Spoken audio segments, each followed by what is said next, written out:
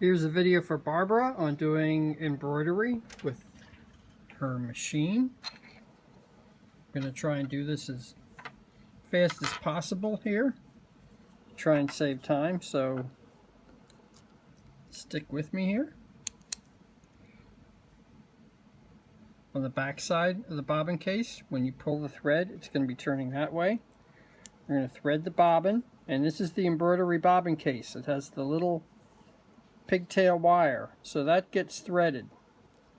The thread runs up through it. I'm not going to get into thread tension right now. It'll probably be really close for you. That's a whole other subject, getting into the thread tension. So we put in the embroidery bobbin case, threaded. I've lowered the feed dogs, which you push in here on the end of the machine. I'm going to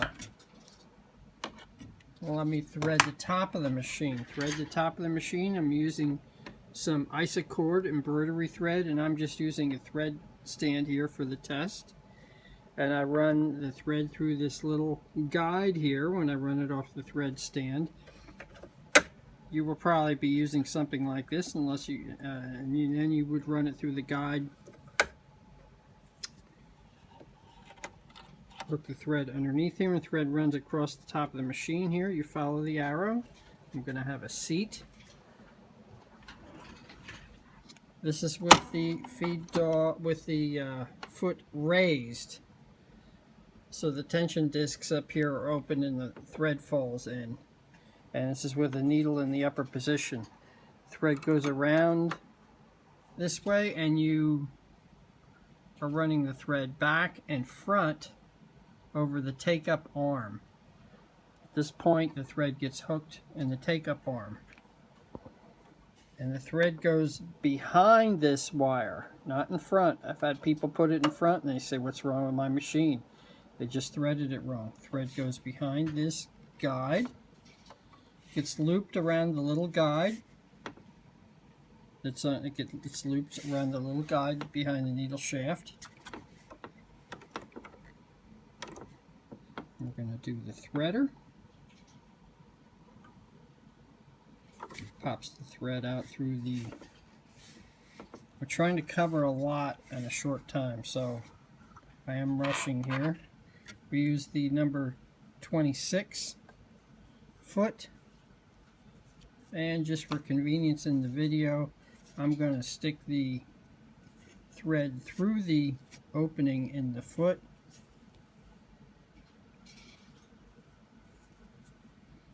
This is just so things go a little faster here. As I stick my finger with the needle, that was good. That's what happens when I'm trying to rush here and hold the phone and all this stuff. So there we go. We have the machine threaded. Lower thread, upper thread. This is the screen you get when the machine starts up. These are built-in designs that are in the machine. You can scroll through and look at those. This is when you add designs via hooking up a computer to the machine. When you add designs, they will be in your design folder, or add some using a USB stick. But we're going to put your name in. I'll just select this font, and we're going to start with a capital B. Go to the lowercase, and then it's A R B A R A. Barbara. And we select OK. Now it's showing right now a large oval hoop because I do not have the hoop attached. Now I'm going to be doing this on the medium hoop. So I'll show you what we do here. We attach the medium hoop. Now we can press the check button. That way the machine will show what hoop is attached.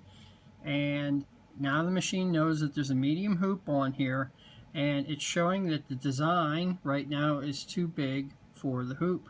no problem, because we want to turn the design anyway. So when it's red around here, the design's too large for the hoop. So we're going to select OK and then Escape, and we're going to edit the design a little bit. We press this little finger symbol here, and first we're going to turn the design. We're going to rotate it, and we turn this, and we're rotating the design.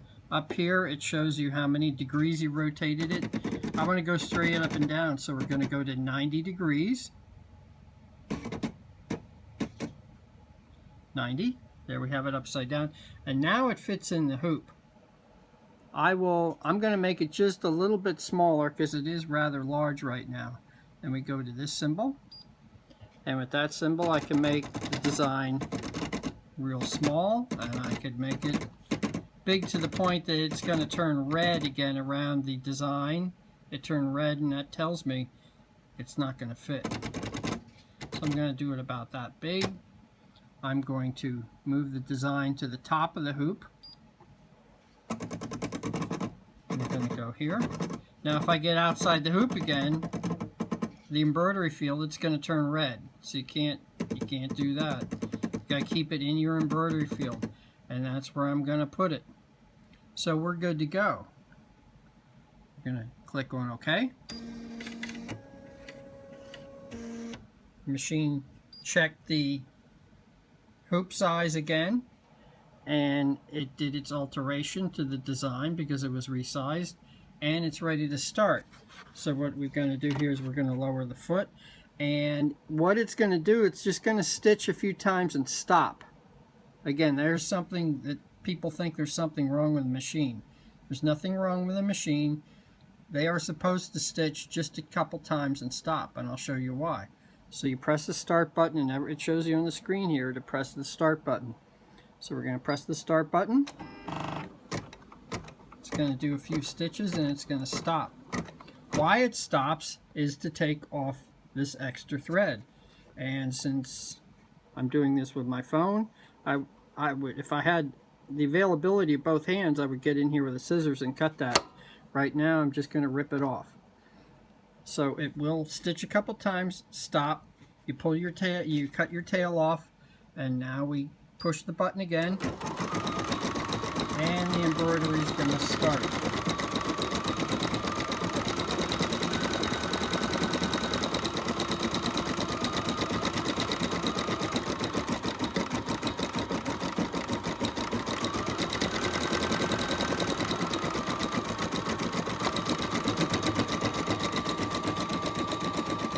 On the screen, it shows you the area where the needle is and what's being stitched out.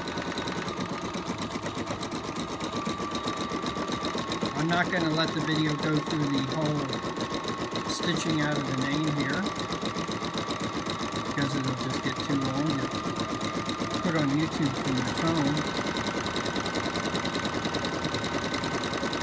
That gives you a quick idea of how easy it is to get started stitching. For testing here, I'm using 2 layers. This is just heavyweight embroidery stabilizer. So I'm sewing right on embroidery stabilizer. It's what I use for testing because it's a lot cheaper than using material for me. But if you were doing this on material, you would have your material on top of this before you hooped it. And there are many different ways to hoop material, and we're not going to get into all of them here. If you're using a delicate material and you don't want what's called hoop burn, like a mark put on here by the hoop, you can use what's called 505 spray, or I'm sure there are different brands of spray. You can spray a sticky stabilizer spray onto this, and then just adhere your delicate material right onto the stabilizer without the need for hooping the material. There are lots of great videos on YouTube about hooping things. That's kind of a whole art in itself. But this is how you get started. If there was a color change here, if there was another color, the machine will automatically stop.